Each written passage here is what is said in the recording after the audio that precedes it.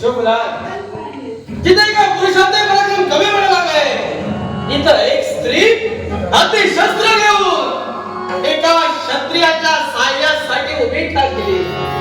म्हणजे ती स्त्री म्हणजे कोणी सामान्य नव्हे तर विराची योग्य त्रिवार अभिवादन यावं लागलेल्या. धन्यवाद. स्वकर्तव्यासाठी जात असताना तुमचा संघर्ष पाहिला आणि तदनंतर मी पुढे आले. आपण कोण आहात? असली राजवस्त्र परिधान, मस्तकी किरीट आहे. आजपर्यंत आम्ही तुम्हाला कधीच पाहिलं नाही. अस्तिकाने नगरीचा राज करता राजा खेळ म्हणतात आम्हाला.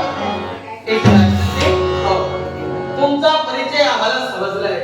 ज्यावेळी तिकडेशी तुम्ही संघर्ष केला होता इथं तुमचा परिचय आम्ही ओळखला. कारण एक राजरत्ने योग्य वेळी त्या राजकर्त्याच्या साह्यासाठी आली. खरोखरच एक विरांगना म्हणून सौंदर्यानं स्त्री जरी किती साजेल शोभेल अशी असली तरी तिच्या अंगी अकाल पराक्रम, तिच्या अंगी असणारी विद्वत्ता आणि चातुर्य क्षमता हेच गुण आपल्यात दिसू लागले. आम्हाला गुरुदेवाने सांगितलेलंच आहे, एखादी दिसायला सुंदर असली म्हणून ती कोणी असेल असं नाही. निश्चितच नाही. आणि एखादी दिसायला कुरूप असेल पण ती वाईट असेल असं नाही. ते सत्य. तेव्हा सौंदर्य कोणतं असतं त्यापेक्षा तिचे गुण किती महत्वाचे. राजे, आमची तुम्ही प्रशंसा केली तरी सुद्धा आमचं कर्तव्य आम्हाला हात देतंय. तो वामकेशी आणि ती त्रिकुटा दोघांतही किंवा नाही वाटतंय असंच स्वतःच्या कर्तव्याच्या पूर्ततेसाठी आपण निघून जात आहे. काही क्षण आम्ही आपल्याला थांबवितो. एका वीराचा मार्ग कधी रोखायचा नसतो. पूर्ण जाण हवं नाही, पण तुमचे पराक्रम पाहिले. फक्त तुमच्या सौंदर्याची प्रशंसा करतो म्हणून नाही, तर त्या स्त्रीच्या मी पराक्रम सुद्धा तेवढेच आहे.